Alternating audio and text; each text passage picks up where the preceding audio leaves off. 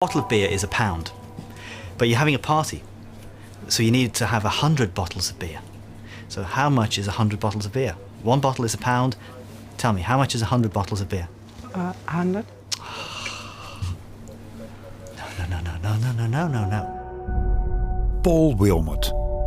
Ook wel de slimste van alle quants genoemd. Wiskundige en auteur van vele handboeken. Een kwantgoeroe die al jaren waarschuwt voor het gevaar van een door wiskundigen ingezette ineenstorting van de financiële markten. You go to a shop and you try and buy 100 bottles of beer, you may get a discount. They may say, okay, for bulk. So one bottle of beer is £1. 100 bottles is not going to be £100. It might be £80. And that's an example of non-linearity. You don't just multiply the 1 by 100. Or it could be that the shop that you're buying the beer from, it's late at night, it's the only shop that's open, they know that you need 100 bottles and they say, oh, I'm sorry, we're only allowed to sell one bottle of beer. But if you give me £200, then okay, you can have 100 bottles. So it might be 80, it might be 200, but it's not going to be 100. And that's the real world. But that's not in 99.9% of finance models. A quant is somebody who uses quantitative techniques, mathematics, statistics, computer science to try to model the value of financial securities and how to structure them, how to hedge them. Emmanuel Derman, ook wel de Einstein van Wall Street genoemd, was ooit een kwantpionier die als theoretisch natuurkundige voor Goldman Sachs ging werken. Nu leidt hij nieuwe quants op aan Columbia University in New York. I moved to this field in 1985 when there really weren't a lot of them, and it was sort of a free-form business. We were all amateurs. Now you can be a professional quant, but in those days, quant was sort of a derogatory word. It was a bit like geek, sort of, which is like, slang for sort of computer nerds or computer geeks. There's a lot more respect for quants now. A decade or so ago, they were seen as these very geeky types who didn't really understand the business. Well, they are the business now. Manhattan, New York. A beautiful and powerful place where I have a tremendous history and roots, but also a city where money places a heavy hand on daily life, now more than ever.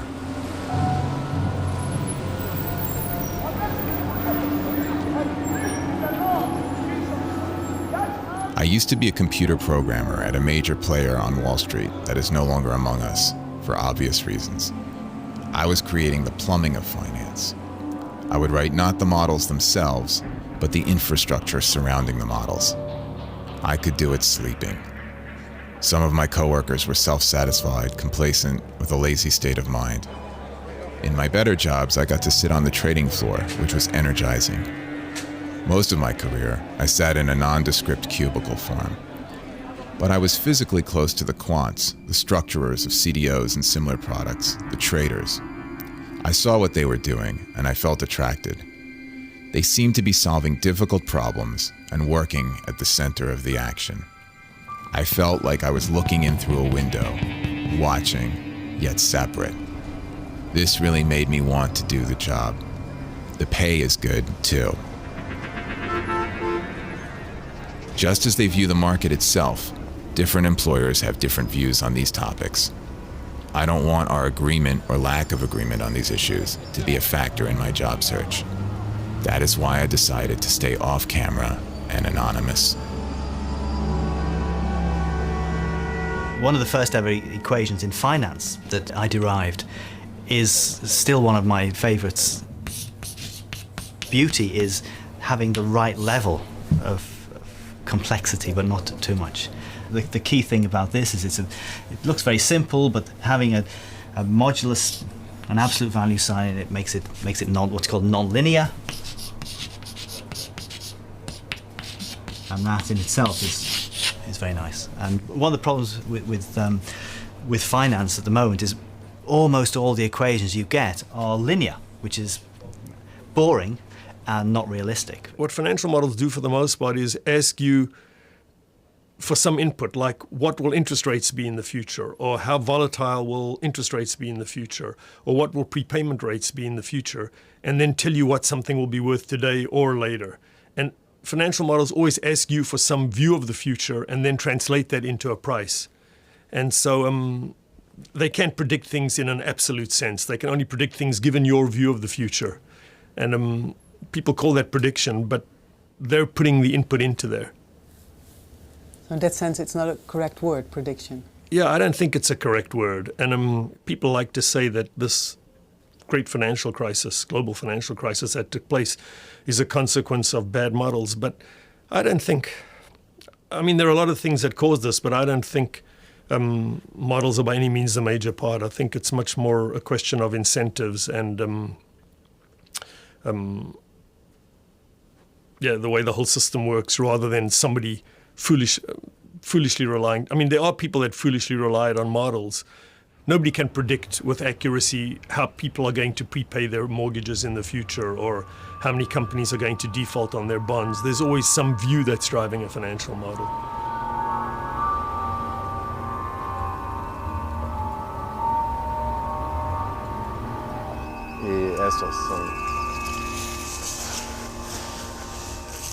Well, my models, I wrote a piece of software that you brought in all the elements, the mortgages, what your assumptions about defaults and prepayments are. And so when you achieve that sort of golden moment where everything works, it's the numbers are correct, it's easy for the individuals to use, you know, that is a great moment, because you walk down the aisle, you see all the people using your software.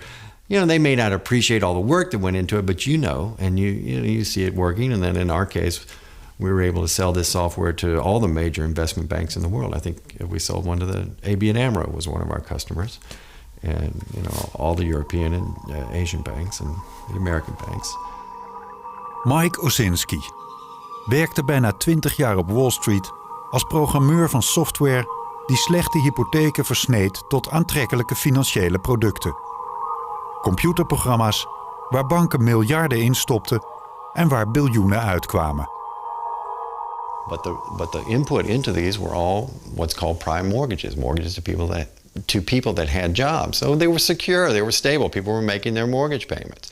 It then grew into this vast enterprise, and I guess maybe it started to blossom around the late years of Clinton, and that I left in 2000. After that, it just went nuts. You know, they were issuing subprime mortgages, a lot of subprime. It was a policy of the government. Both Clinton and Bush agreed that the government should force the banks to issue more subprime mortgages, and of course, the banks were totally in agreement with that, because they could, on a subprime deal, they would make 100 times the profit that they would on a prime mortgage deal. So they were very eager to issue these kinds of debt. Now, whether the buyers, the end clients for these bonds, really knew what they were buying is a good question. CDOs actually are a fantastic instrument in the way that they take all these mortgages and package them up, and then you slice and dice so that you've got, each person can take as much or as little risk as you want. Fantastic idea, brilliant idea. If you're going to sell these things, you have to have a really big profit margin, because that profit margin, it may be profit margin, but it also is a margin for error. So it may have a theoretical value of this, but you've got to sell it for this, because this covers possible errors. And once people start competing with each other, the profit margin shrinks. That's what happens when there's competition. And then suddenly everybody's buying and selling CDOs, and it becomes the biggest instrument on the planet. And there's no profit margin, there's no margin for error. Combined with quants and quant tools saying, don't worry about it. And then poof.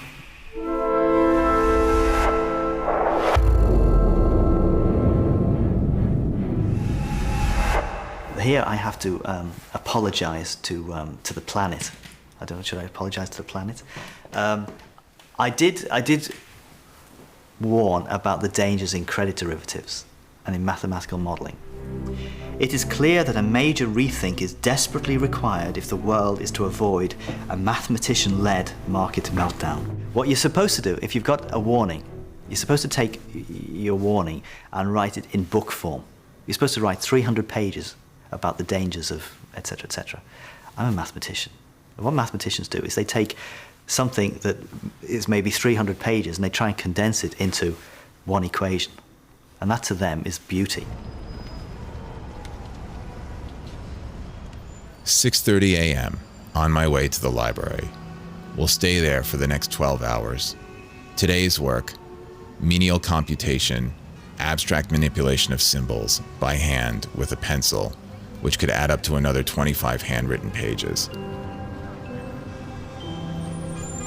I like to learn new things, solve really difficult problems. I like the challenge of representing a portion of reality with logical symbols and systems. I must have been 13 years old when I realized that you could calculate the volume of a bowl by breaking it into smaller and smaller rectangles.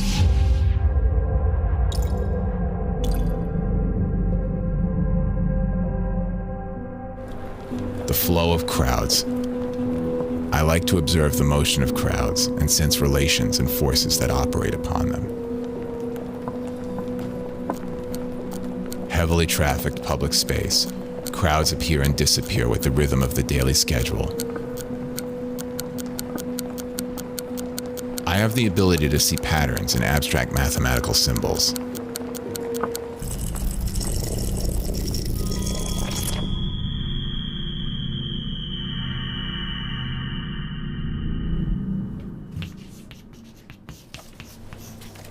What's the obsession with this particular formula? It was the formula that crashed Wall Street. As a mathematician, it's a combination of the sublime and the ridiculous, I like to say. Sublime because it's got a lot of beautiful mathematics in them. But ridiculous because ultimately you have to use the thing.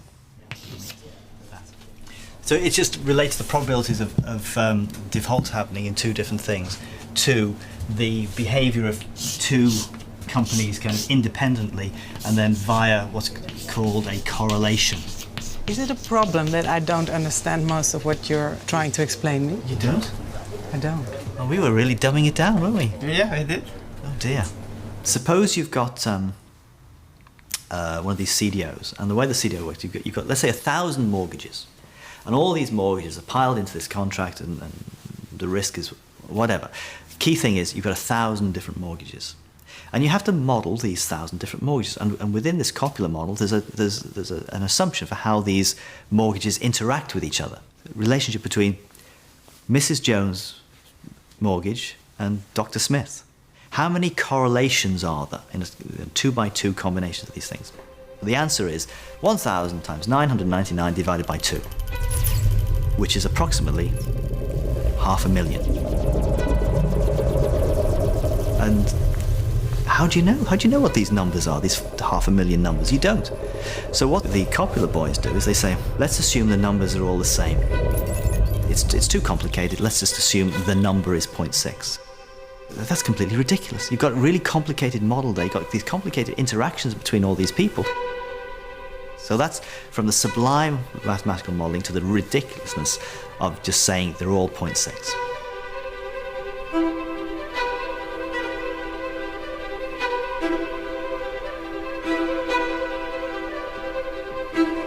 More senior people in banks don't necessarily have a clue what they're doing, because all these quants have all these multiple PhDs, and the people above are just management types.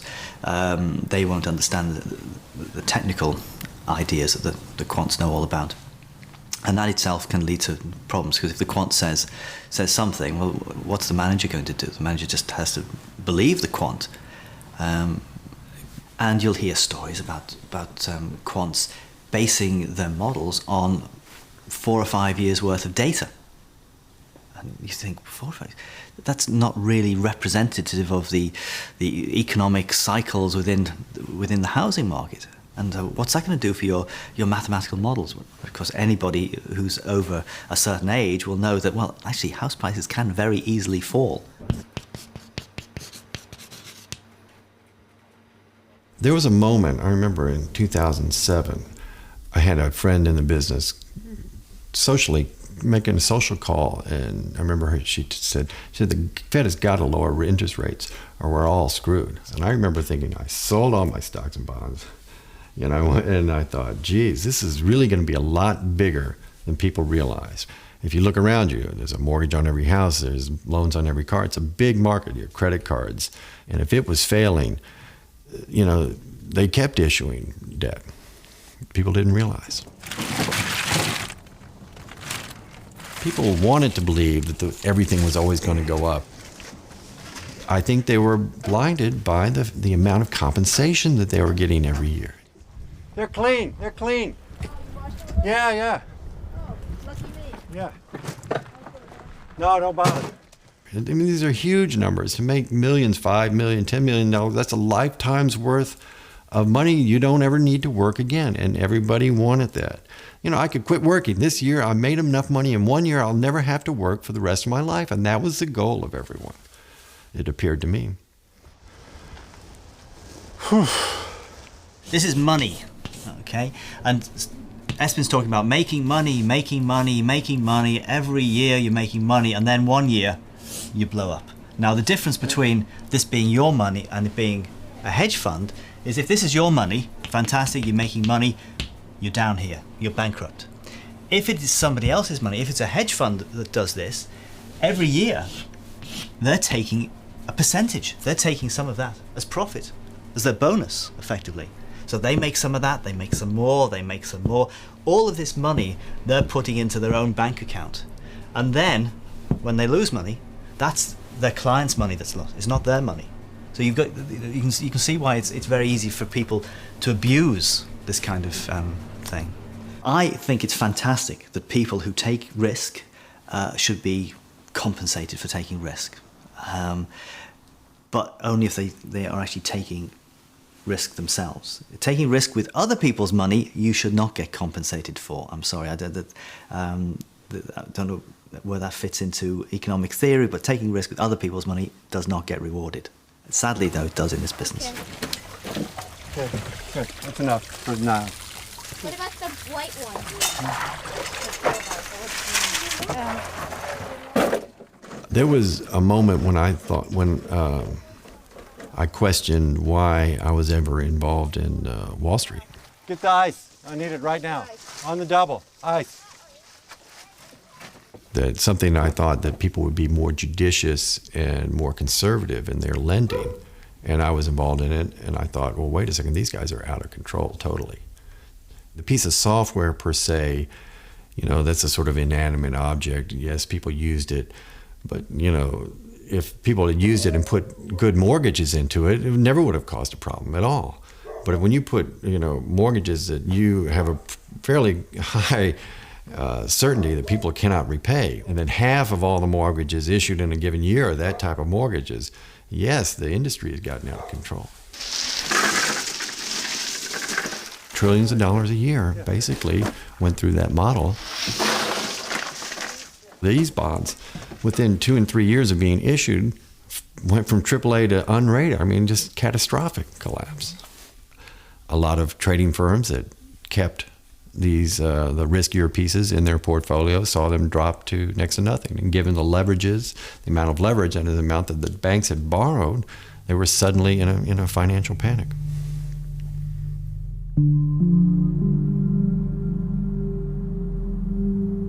Saturday after midnight, still studying. I know long hours will not stop when I enter a future job as a quant.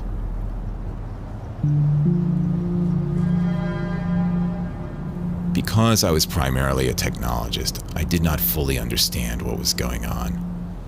I think part of my motivation post-crash for becoming a quant is to gain that understanding, having been through the personal experience of seeing the destruction of my firm.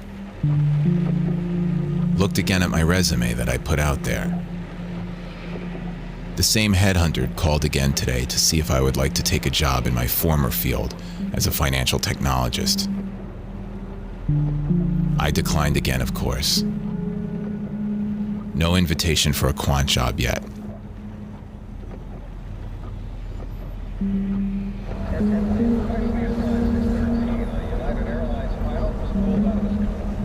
people that are in the business right now probably refuse to talk to the public. If they were to talk to the press, they would be fired. So only a limited few people in the business have the option of talking to the press. Once you're in the world, right? I mean, your phones are ringing, you know, from the moment I woke up in the morning. And I remember, you know, a lot of these guys I knew quite well, and they'd try to wake me up 6 o'clock. Oh, I thought you were asleep, you know? And you'd be up till 11 o'clock. You have to be wired, you have to be alert every second, you have to be engaged, and you have to be perfect, and you have to be right all the time. You know, the software fails, people lose millions or billions. Can't happen. You can't be wrong. You have to be perfect. It's a lot of stress. My wife was in the business with me. We both would wake up in the morning and describe similar nightmares. Phones were ringing and we couldn't answer them.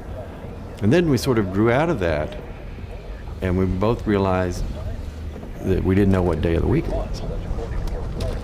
That's Lehman Brothers. That is Bloomberg. It's the new Barclays. Barclays. Was Lehman. Was Lehman. On Wall Street, the Went under. report is brought to you by the up 1.6%.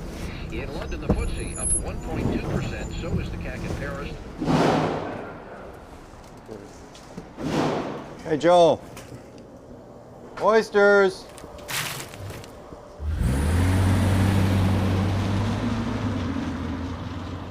Banking has completely lost touch with its purpose, its original purpose, and is now becoming dangerous. It used to be that when some of these derivatives were first invented, they were to help a farmer, for example, hedge the value of his crop. So he wasn't speculating on the price of wheat, he was busy growing it. Now there are more people trading these commodity derivatives than are actually involved in the production of the commodity, which is completely bizarre. I know quite a lot of people in this business who are feeling a bit jaded now. People are starting to ask questions. My nice friends are starting to ask questions about their role in society. You may be making lots of money, but is it something to tell your grandchildren? Oh, I was a banker. I was there when I caused the 2008-2009 crisis, etc. What are they actually doing with their lives? Or just moving this money around? This isn't necessarily such a business to be proud of.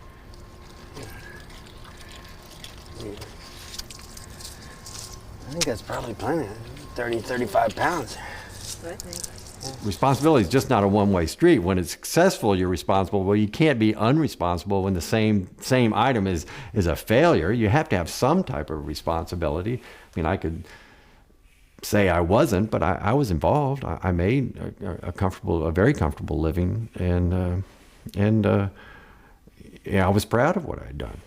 I myself never saw this kind of debacle.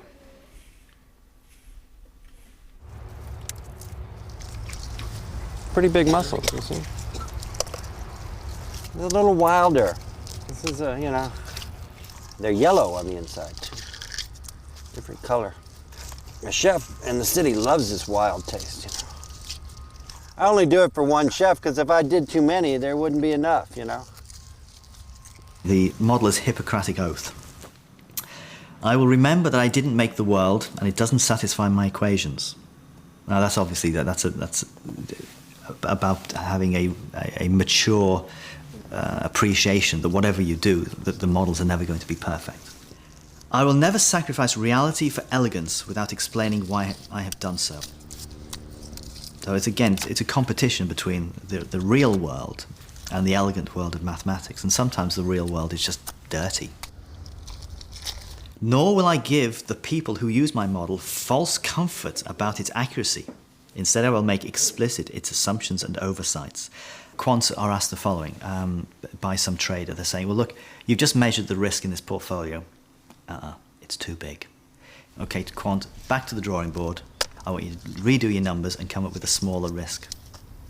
It doesn't mean change the portfolio. It means change the maths to make it look less risky. People can use the models to hide risk. Though I will use models boldly to estimate value, I will not be overly impressed by mathematics. People make finance too mathematical.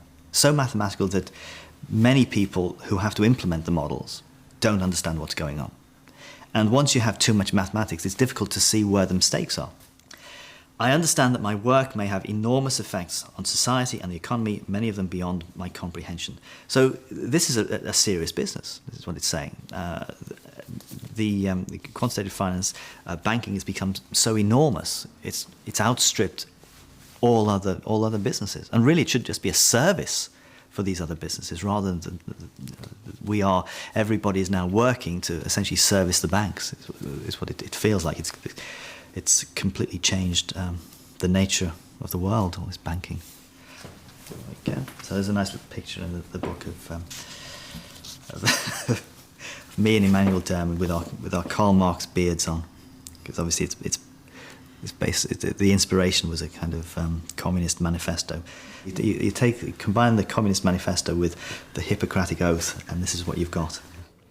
When I first came to the field, I was sort of optimistic about using quantitative methods on the financial markets, and I don't think they're useless, but I'm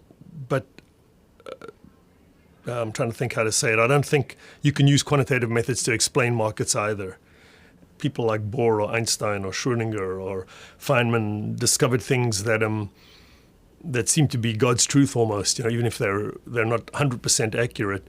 And I don't think that's possible in finance. I sort of think it's an illusion. It's the world, the financial world and the world of people is changing the whole time. History doesn't repeat itself, whereas in physics, history repeats itself all the time. You can do the same experiment over and over again. So I don't know, somewhere after 5 or 6 years in the field, I began to realize that it wasn't the same thing as doing physics. In physics, if you wake up in the morning and think of an equation or think of some theory, you actually have a small hope in hell that you might actually be right. But in finance, if you write down some set of assumptions and you look at yourself honestly, it may be useful, but you know it's not going to be right in some absolute sense. Because you're dealing with people, and people don't work that way.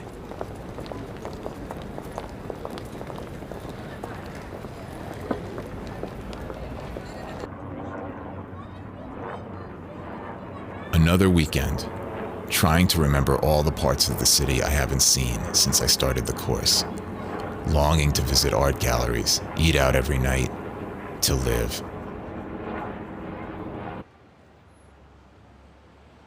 The day at the library seemed to have more hours than the normal 12. Studying alone, with other people doing the same thing, I feel like a monk in a monastery. It's peaceful. The library is quite old. Sometimes we have to cover the air conditioner with old Soviet mathematical journals from the 60s.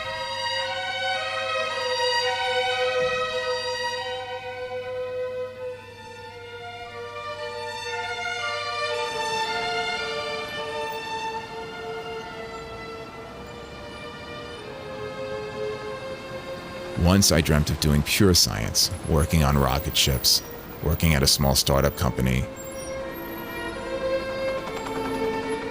There has to be a way to be creative as a quant too, like designing new financial products and the math to price them.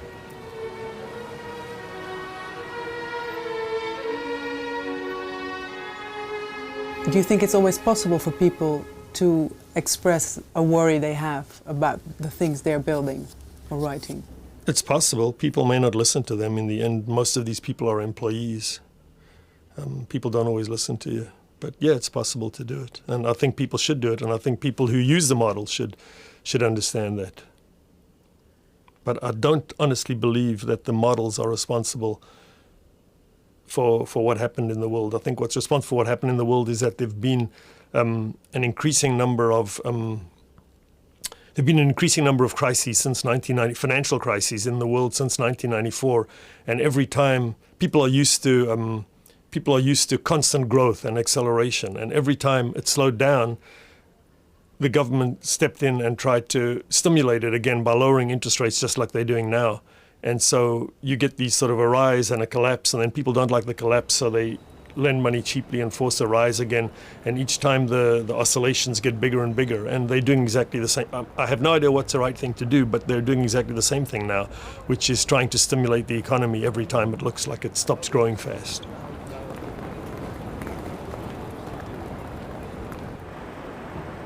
It shocks me that as a person who runs many businesses that we can talk about an economy shrinking by 1% is awful. Growing by 1% is fantastic. There's a difference of 2%. How can that difference of 2% have such a big impact on the world around us? 1% plus or minus in my businesses, I won't notice. The economists, they think that they're scientists. So they come up with these, what they call laws. They're not laws. Laws of gravity, that's a law. Anything that Isaac Newton comes up with is a law. But when an economist comes up, it's just a framework, an idea. It may work, it may not. Sometimes that's not a law. But they think they're laws. And so they build up this whole edifice of theory based upon this very shaky foundations. And they get all sorts of nonsense coming out of it.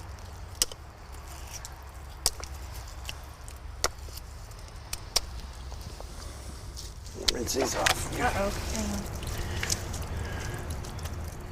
I think that the natural world is something you learn to appreciate through a struggle. In the financial world, you know, money is a man-made phenomenon, right? It's like a game, right, where you make the rules. Well, money is a game that people make the rules for.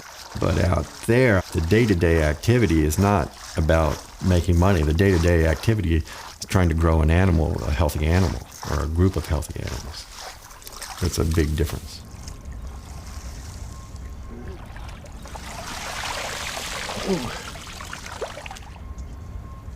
That is beautiful, believe it or not. That is beautiful. The beautiful thing about this is it says that in the risk neutral, now I've got to keep emphasizing, this is the risk neutral version, where mu equals r. If it was the real world, if this was the real version, it would have some d mu dt's in it. Now let's do some manipulations. Now some of these manipulations are straightforward. 6 over z, in which case there are no z's in there at all, if you see what I mean. The d by d big T version, because we are trying to find the stochastic differential equation, not for log z, so you're going to end up with mu minus a half, sigma squared. Let me backtrack a wee bit here.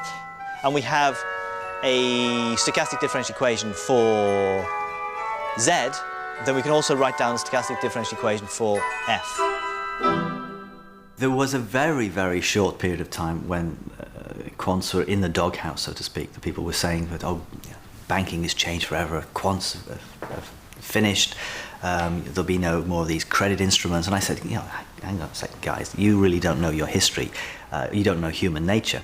This will all blow over in a matter of months. And of course, we're back to the big bonuses. Everything goes back to as it was.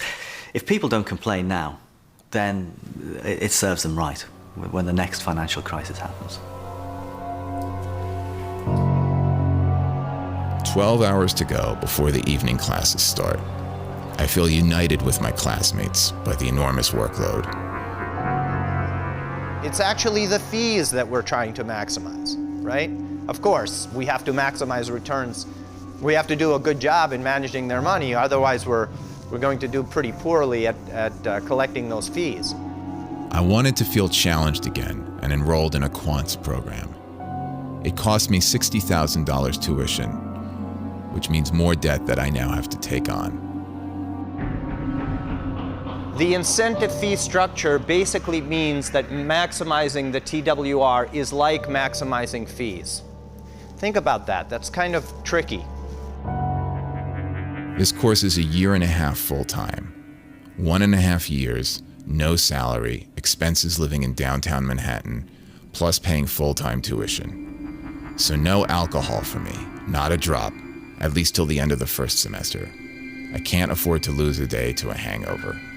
Hardly any social life for the time being. Most of the other students are Asian or East Europeans. Math is their first language and our common language.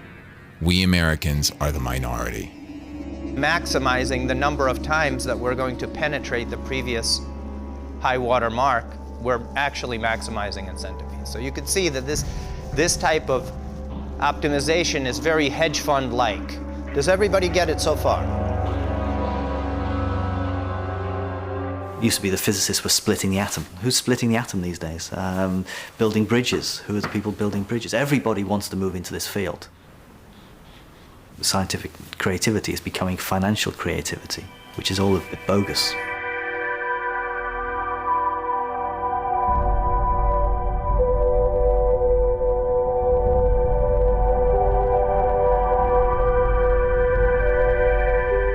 Quants are essential to modern banking because so much of it is based upon new techniques. Like the latest thing is the algorithmic trading, the high-frequency trading, for which you need math skills. It used to be, historically, you just have like floor traders and brokers, screaming and shouting down on the floor of exchanges and trading stocks, and the order came down and they would run up and they sort of muscle their way out and wear different colored jackets, the classic pictures we've all seen. Matthew Goldstein, onderzoeksjournalist voor persbureau Reuters, die als een van de eerste de gevolgen van het high-frequency trading aankaartte. The reality is so much of this doesn't even take place there. I mean, that's becoming such a lesser part of trading and what goes on. It goes on in the back rooms, and it goes on in these modelings where these programs are put together by computer geeks, basically. So high-frequency trading is just about taking all this data, analyzing it very, very rapidly, and then putting on trades that may last milliseconds. What worries me the most is I was disturbed to hear that some firms get faster access to the markets than other people. I forget what they call it now, but people get like a tenth of a second advantage, big firms, which I think is unfair. Hedge funds try and get the black boxes as close to an exchange as possible because it takes time for the signal to get from the black box to the exchange to buy or to sell. Now, of course, that is dictated by the speed of light. Now, we're talking about trading at the speed of light. The classic crash was the 19th of October 1987 crash. That happened within a day. Or the big move, the 20% fall in the S&P 500 was within a day. The next crash could be within minutes. So what is a black box? A black box is just something that has inside some kind of formula, maybe secret or maybe not, that takes in lots of data. And the data might be stock prices, it might be other information, and it tells you what to trade, what to buy and sell. My favorite is Google search terms, trading based on what people are searching for.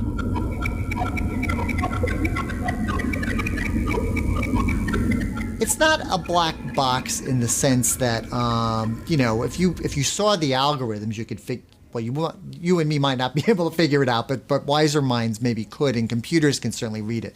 So it's a black box in the sense that it's almost hard for the human mind to get their arms or wrap themselves around to really understand what's going on.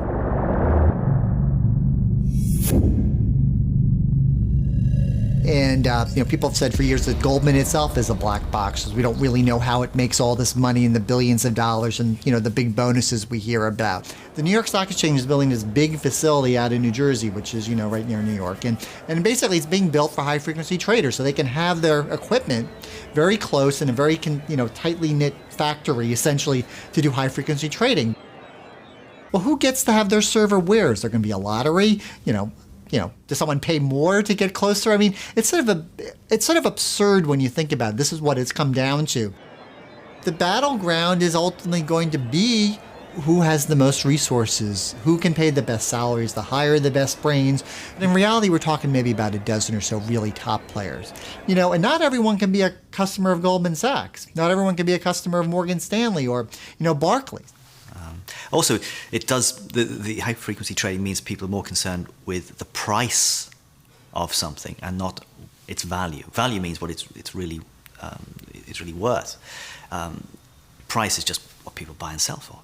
And if you buy something now, sell it a second or two later, all you care about is the price you sold it for is greater than the price you bought it for. Its actual value, who cares? It sort of flies in the face of what we sort of think about what the markets are really about. The companies themselves almost don't matter, and what they do doesn't matter. It's just the fact which way their stocks move is all that matters.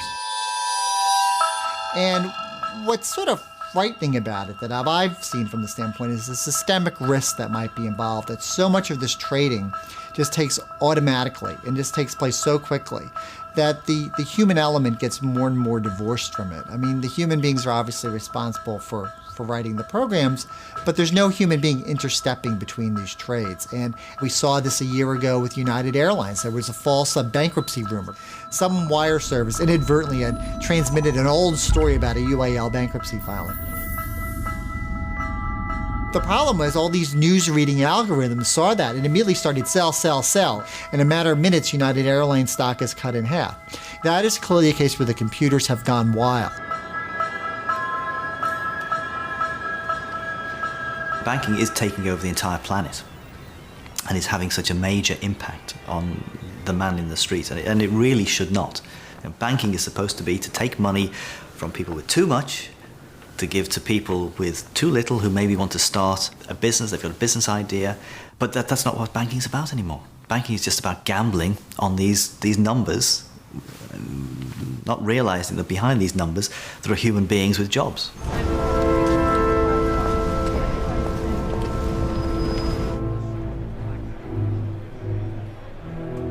There's always been a joke about the New York Stock Exchange becoming a museum at some point, and they'll just have it for like a show there and people running around. And this is the way we used to trade stocks, you know, and isn't it so quaint and everything?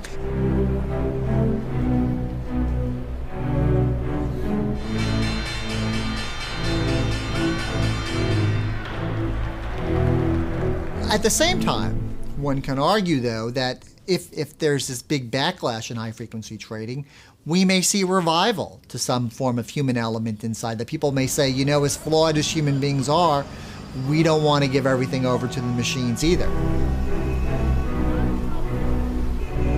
Just walked past a crowded Wall Street full of Chinese tourists, asking me if this was the actual stock exchange. Wall Street as a location is not any longer what it was. Many banks moved their front offices uptown and their back offices to newer and cheaper spaces in New Jersey. Now Deutsche Bank is the only major firm left on Wall Street proper. Nearby is Goldman Sachs, with no name on the door, also about to move. There are almost no large firms headquartered in the neighborhood that was the cradle of American finance. Only the New York Stock Exchange remains. Its facade, one of the most iconic symbols of global capitalism.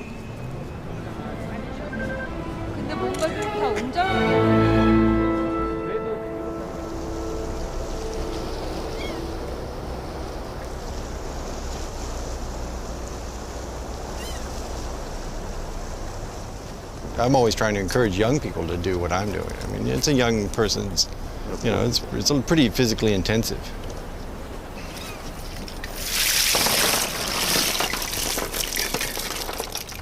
They really haven't grown that much. I may not make it till Christmas here. You know, I like a bigger, we typically sell a much bigger oyster, right? What do you find more satisfying? Well, software is a much more mental, you know, the pleasure, the mental exertion is pretty intense. Like 1 million lines of software is a lot, and you have it all memorized, right? And there's the pleasure of like a Scrabble, doing that kind of word puzzle kind of thing. Although it's not that healthy. You sit in front of a machine, you have the terminal face effect, you know. It's not the same as this. Oh. You know, this is pretty... Not good. I mean, a day like today is pretty idyllic, right? You're just out in the water, a nice feeling bringing food in. So I think we sell about 150,000 oysters, which is, that's $100,000. You know, of course, I live off interest, you know. So this is nice to have, I make some pocket money, et cetera, et cetera. And the overhead here is pretty small. You have to come to grips with nature. Like these oysters should be bigger. Every year, the ones that I pick in September and October are ready by November. Why they aren't, I don't know, and there's nothing you can do about it, right? Where in software, you can do something about everything. You can modify, you can make, you know, this virtual world, you can make what you want. Here, You know, you have to live constrained by, you know, the real world.